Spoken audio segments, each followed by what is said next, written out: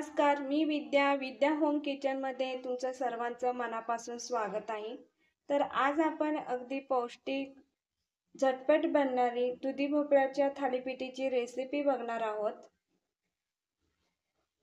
त्यासाठी आपल्याला एक दुधी भोपळा घ्यायचा आहे आणि हा भाग पूर्णपणे काढून व्यवस्थित घ्यायचा आहे आणि थोडंसं कडू आहे का खाऊन बघायचं आहे, कारण एखादा दुधी भोपळा कडू निघू शकतं. आता आपल्याला हे किसून घ्यायचं बारीक असं. किसणीच्या सहाय्याने आपल्याला हे किसून घ्यायचं आहे.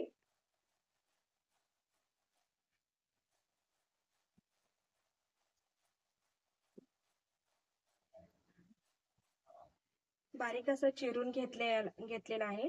यामध्ये आपल्याला आता 1 वाटी गव्हाचं पीठ घालायचं आहे. 1 वाटी ज्वारीचं पीठ घालायचं आहे आणि कुरकुरीतपणा येण्यासाठी थोडंसं तांदळाचं पीठ मिक्स करायचं आहे आणि 1 वाटी बेसन पीठ. तुम्ही तुमच्या आवडीनुसार नाचणीचं, भाजणीचं, रेडीमेड थालीपीठाचं भाजणीचं सगळं मिक्स करू शकता. आता आपल्याला बारीक चिरलेला कांदा घालायचा आहे.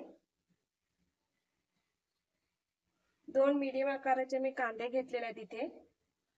7-8 हिरव्या मिरच्या घेतलेल्या आहेत आणि जिरं आणि एक लसूण, पूर्ण अख्खा एक लसूण घेतलेला आहे. हे आपल्याला सगळं मिक्स करायचं आता आणि वरून थोडीशी बारीक चिरून घेतलेली कोथिंबीर घालायचं आहे.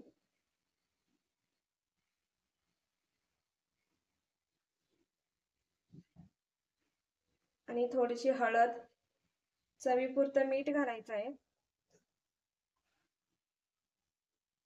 हे आपल्याला आता सगळं मिश्रण एकजीव करून घ्यायचं आहे.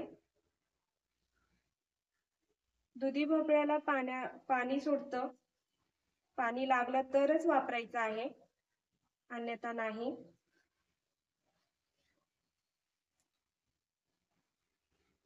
इथे आपल्याला थोडंसं पाणी घालायचं आहे. आता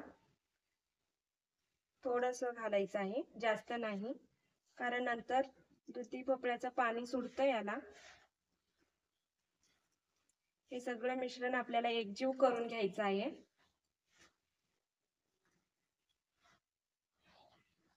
हे मी सगळं मिसळून घेते आता व्यवस्थित.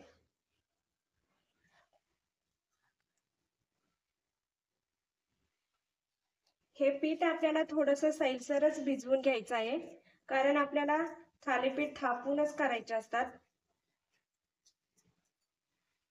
इथे मी अजून थोडंसं पाण्याचा वापर करत आहे. हे आपलं व्यवस्थित झालेलं आहे आता पीठ. हे आपण आता एका दुसऱ्या भांड्यामध्ये काढून घेऊया. तुम्ही बघू शकता आपलं थालीपीठाचं पीठ मळून तयार आहे. वरून थोडंसं तेल टाकायचं आहे आपल्याला.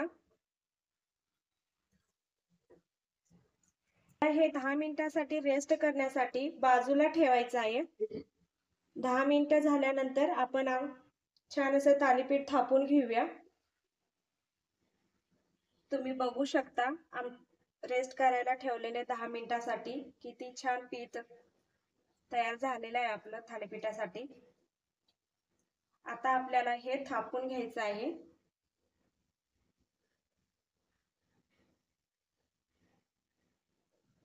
तुम्ही हे थालीपीठ एका कॉटनच्या कपड्यावर किंवा सुती कापडावर तुम्ही थापू शकता, किंवा बटर पेपर भेटतं, बटर पेपरवरही थापू शकता. मी इथे बटर पेपरचाच वापर केला आहे. एवढ्या आकाराचा गोळा घेऊन आपल्याला आता थालीपीठ थापायचं आहे. थोडासा पाण्याचा वापर करायचा आहे.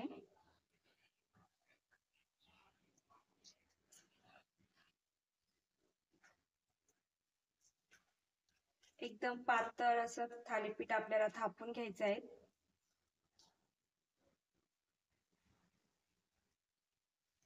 आपलं थालीपीठ थापून तयार आहे. वर थोडंसं मी तीळ टाकत आहे. तीळ टाकणं पूर्णतः ऑप्शनल आहे. इथं मी छान दिसण्यासाठी तिळाचा वापर करत आहे. आपल्याला याला 4-5 होल पाडून घ्यायचे आहेत, कारण आपले थालीपीठ खमंग भाजले जातात म्हणून.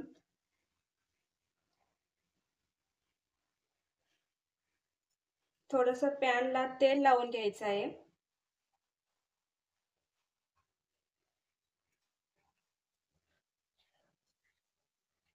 आता आपल्याला थालीपीठ घालायचे आहे पॅनवर.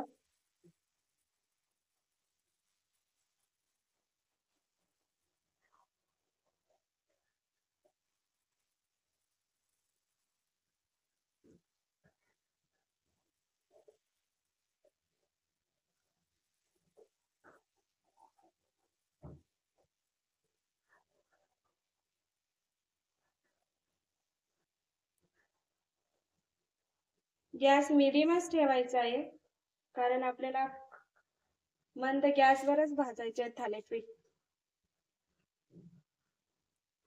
बाजूला थोडंसं तेल सोडायचं आहे. थालीपीठाला थोडंसं तेलाचं प्रमाण जास्त केलं तर छान लागतो थालीपीठ. होलमध्ये पण आपल्याला तेल सोडून घ्यायचं आहे.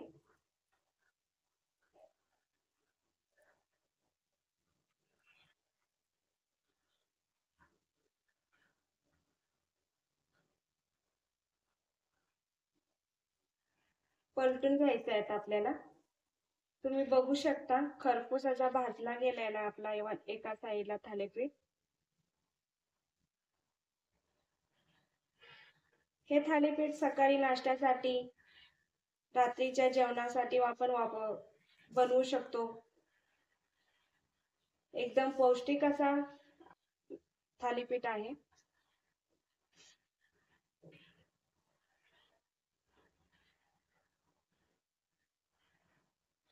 मस्त असं खरपूस भाजून घ्यायचं आहे आपल्याला दोन्ही साईडने. वरून तीळ लावल्यामुळे थालीपीठ छान दिसत आहे.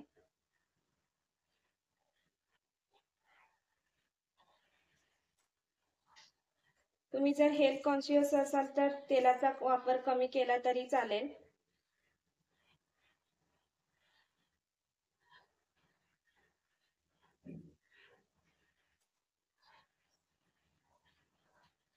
तुम्ही बघू शकता छान असा भाजला गेला आपला थालीपीठ.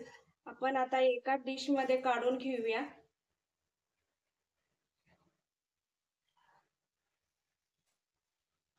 त्याला दुसरा थालीपीठ सुद्धा थापून घ्यायचा आहे.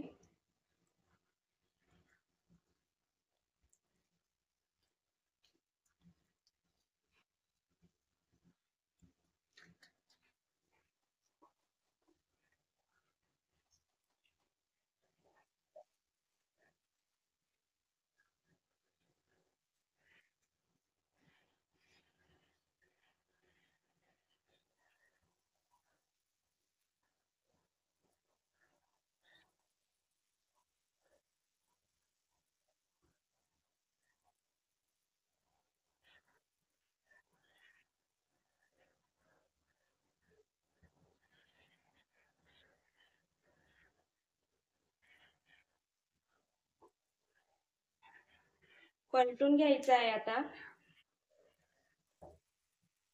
तुम्ही बघू शकता किती छान खरपूस भाजला गेलेला आहे थालीपीठ. एकदम पौष्टिक असा थालीपीठ आहे हा. कोणाला दुधी भोपळ्याची भाजी आवडत नसेल तर थालीपीठ बनवून खाऊ शकता. सकाळच्या नाश्त्याला, संध्याकाळच्या जेवणात.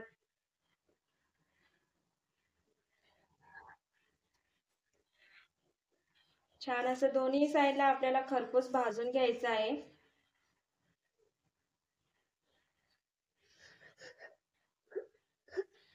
दोन्ही साईडने आपले थालीपीठ भाजलेलं आहे. आता आपण एका डिश मध्ये काढून घेऊया.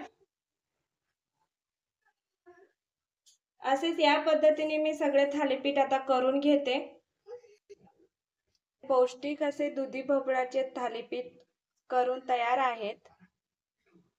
हे तुम्ही दह्यासोबतही खाऊ शकता आणि कढी सोबतही खाऊ शकता आणि टोमॅटो केचप सुद्धा सोबतही खाऊ शकता.